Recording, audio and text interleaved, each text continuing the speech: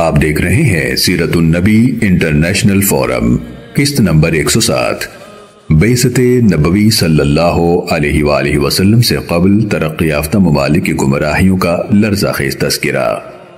مزید آگے بڑھنے سے قبل ہمارے چینل کو سبسکرائب کر لیجئے اور بیل آئیکن کو ہلکا سا چھو لیجئے تاکہ آپ کو آنے والی ہر نئی ویڈیو کی بروقت اطلاع مل سکے۔ بتوں کے بارے میں ان کا رویہ۔ اپنے بتوں کے بارے میں ان کا رویہ بہت مسیحا خیز تھا۔ حضرت ابو رجا العطاردی رضی اللہ تعالیٰ عنہ کہتے ہیں، زمانہ جاہلیت میں ہمارا طریقہ یہ تھا کہ ہم ایک پتھر کو پوجتے رہتے، اور جب ہمیں اس سے زیادہ کوئی خوبصورت پتھر مل جاتا تو ہم پہلے معبود پتھر کو پھینک دیتے اور نئے پتھر کی پوجا شروع کر دیتے۔ اگر کسی مقام پر کوئی پتھر دستیاب نہ ہوتا تو ہم مٹی کی ایک ڈھیری بناتے، اس کے اوپر بکری کھڑی کر کے اس کا دودھ دوہتے اور اس ڈھیری پر ڈال دیتے، پھر ہم اس ڈھیری کی عبادت کرنے لگتے۔ ابو عثمان الہندی کہتے ہیں کہ زمانہ جاہلیت میں ہم ایک بت کی پوجا کیا کرتے تھے۔ ایک روز ہم نے ایک اعلان سنا، کوئی کہہ رہا تھا، اے لوگو، تمہارا خدا ہلاک ہو گیا ہے، اب کوئی نیا رب تلاش کرو۔ ہم نکلے اور وادی کے سارے نشیب و فراز کو چھان مارا تاکہ ہمیں کوئی ایسا پتھر مل جائے جس کو ہم اپنا خدا بنا لیں۔ اس اسنا میں ہم نے ایک منادی کرنے والے کی بلند آواز سنی، انا قد وجدنا ربکم، لوگو آ جاؤ، ہم نے تمہارے لیے ایک خدا ڈھونڈ لیا ہے۔ جب ہم آئے تو وہاں ایک پتھر رکھا ہوا تھا، ہم نے اس پر جانور ذبح کیے اور ان کے خون سے اس کو لت پت کر دیا، اس کے بعد اس کی پوجا شروع کر دی۔ مکہ مکرمہ کے بیت اللہ شریف کے علاوہ لوگوں نے مختلف مقامات پر کئی اور کعبے بنا رکھے تھے۔ بنی حارث نے نجران میں ایک کعبہ بنایا تھا جس کی وہ تعظیم بجلایا کرتے تھے۔ اسی طرح ابرہہ الاشرم نے یمن کے دارالحکومت صنعاء میں سنگ مرمر اور قیمتی لکڑی سے ایک بڑا شاندار مکان تعمیر کیا، اس کو سونے کے نقش و نگار سے مزین کیا اور اس کا نام القلینس رکھا۔ اس نے چاہا کہ اہل عرب کو مجبور کرے کہ وہ حج کے لیے مکہ جانے کے بجائے صنعاء میں آئے اور اس کے تعمیر کردہ کعبے کا طواف کریں۔ ابرہہ کا جو انجام ہوا اس کے بارے میں آپ پہلے ہی جان چکے ہیں۔ سورج کے پجاری۔ اہل عرب میں بعض ایسے لوگ بھی تھے جو سورج کی پوجا کیا کرتے تھے۔ سورج کے بارے میں ان کا عقیدہ یہ تھا کہ یہ ایک فرشتہ ہے جس کا نفس بھی ہے اور عقل بھی۔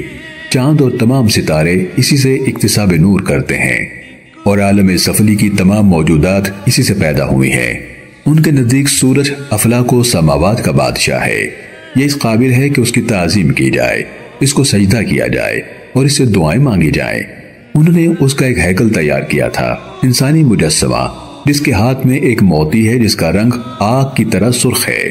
اس ہیکل کے لیے ایک خاص معبد یعنی مندر تعمیر کیا گیا جسے اس کے نام سے موسوم کیا۔ اس معبد کے لیے کثیر التعداد گاؤں اور زرعی زمینیں وقف کیں اور اس کی خدمت اور دیکھ بھال کے لیے باقاعدہ خدام مقرر کیے گئے تھے۔ سورج کے پرستار اس معبد میں دن میں 3 مرتبہ آ کر اس کی عبادت کرتے۔ بیمار لوگ وہاں آتے اور اس بت کے لیے روزے رکھتے، نمازیں پڑھتے اور دعائیں مانگتے۔ سورج جب طلوع ہوتا، غروب ہوتا تو اس کے سارے پجاری اس کو سجدہ کرتے، اور اسی طرح دوپہر کے وقت بھی جب سورج نصف النہار پر ہوتا۔ کیونکہ یہ تینوں اوقات سورج کے پرستاروں کی پرستش کے ہیں، اس لیے حضور نبی کریم صلی اللہ علیہ وآلہ وسلم نے ان اوقات میں نماز پڑھنے اور سجدہ کرنے سے منع فرمایا ہے۔ اہل عرب میں سے حمیر میں آباد عرب قبائل سورج کے پجاری تھے۔ ملکہ بلقیس جو حمیر کے سلاطین میں سے ایک نامور ملکہ گزری ہیں، ان کے بارے میں ہدہد نے جو اطلاع حضرت سلیمان علیہ السلام کو دی، قرآن کریم میں اس کو یوں بیان کیا گیا ہے، فرمایا وَجَدْتُهَا وَقَوْمَهَا يَسْجُدُونَ لِلشَّمْسِ مِن دُونِ اللَّهِ وَزَيَّنَ لَهُمُ الشَّيْطَانُ أَعْمَالَهُمْ فَصَدَّهُمْ عَنِ السَّبِيلِ فَهُمْ لَا يَهْتَدُونَ۔ میں نے وہاں کی ملکہ کو اور اس کی قوم کو اس حال میں پایا کہ وہ اللہ تعالیٰ کو چھوڑ کر سورج کو سجدہ کرتے ہیں، اور شیطان نے ان کے اعمال بد ان کے لیے خوشنما بنا دیے ہیں اور انہیں توحید کی راہ سے روک دیا ہے، سو وہ ہدایت نہیں پا رہے۔ اس کے بعد ملکہ بلقیس حضرت سلیمان علیہ السلام پر ایمان لائی اور سورج کی پرستش کو چھوڑ کر سورج کے پیدا کرنے والے خداوند قدوس کی عبادت کرنے لگی۔ اس طرح دین توحید اس علاقے میں پھیل گیا۔ چاند کے پجاری۔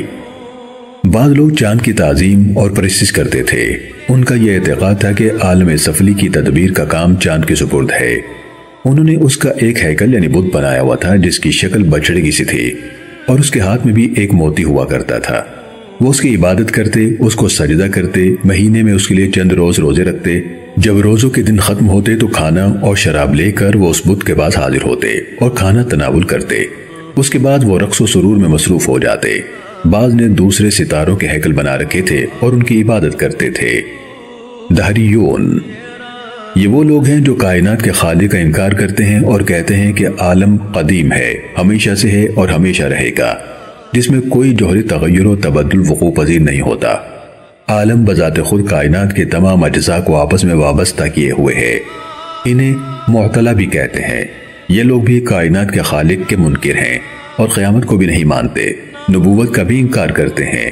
وہ کہتے ہیں طبیعت زندہ کرتی ہے اور دہر یعنی زمانہ فنا کرتا ہے۔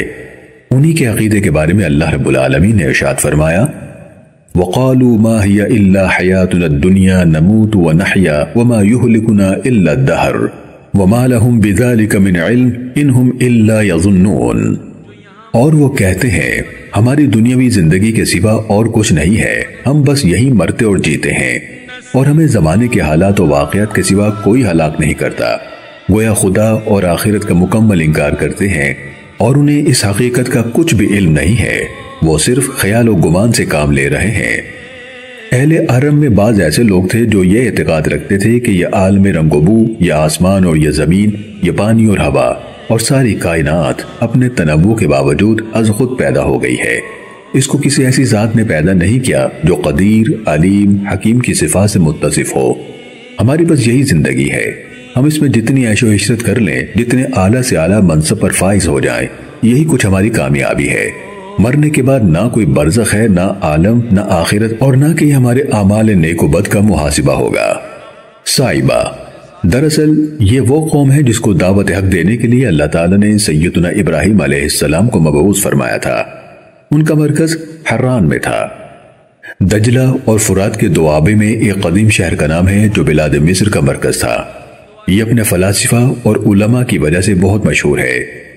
ثابت بن قرہ اور اس کی اولاد اور البانی وہاں کے معروف علماء کرام ہیں۔ ان صائبین کی دو قسمیں تھیں، ایک موحدین اور دوسرے مشرکین۔ مشرک وہ ہیں جو 7 سیارگان اور 12 برجوں کی تعظیم و تکریم کرتے ہیں۔ ہر ایک کے لیے انہوں نے الگ الگ ہیکل یعنی عبادت گاہیں تعمیر کی ہوئی ہیں، جن میں اس سیارے کی ایک تصویر ہوتی ہے۔ شمس، قمر، زہرہ، مشتری، مریخ، عطارد، زحل کے لیے الگ الگ ہیکل ہیں۔ سب سے بڑا ہیکل آفتاب کا ہے۔ وہ ان ستاروں کی پوجا کرتے ہیں، ان سے دعائیں مانگتے ہیں، ان کے لیے قربانیاں دیتے ہیں اور مسلمانوں کی طرح دن میں 5 وقتہ نماز ادا کرتے ہیں۔ ان میں سے بعض فرقے ایسے بھی ہیں جو ماہ رمضان المبارک کے روزے رکھتے ہیں اور نماز ادا کرتے وقت کعبے کی طرف رخ کرتے ہیں، مکے کی تعظیم کرتے ہیں، اس کا حج کرتے ہیں، جن چیزوں کو قرآن کریم میں حرام کہا گیا ہے ان کو حرام سمجھتے ہیں، اور محارم سے نکاح مسلمانوں کی طرح حرام اور ناجائز سمجھتے ہیں۔ ان کے دین کا اصل یہ ہے کہ وہ اپنے خیال میں کسی ایک دن کی پابندی نہیں کرتے، بلکہ ہر دین سے جو چیز ان کے نزدیک مستحسن ہوتی ہے اس کو اخذ کر لیتے ہیں۔ اس لیے اس کو صحابی کہا جاتا ہے، کیونکہ وہ کسی ایک مذہب کے اصولوں کی پابندی سے اپنے آپ کو آزاد کر لیتے ہیں۔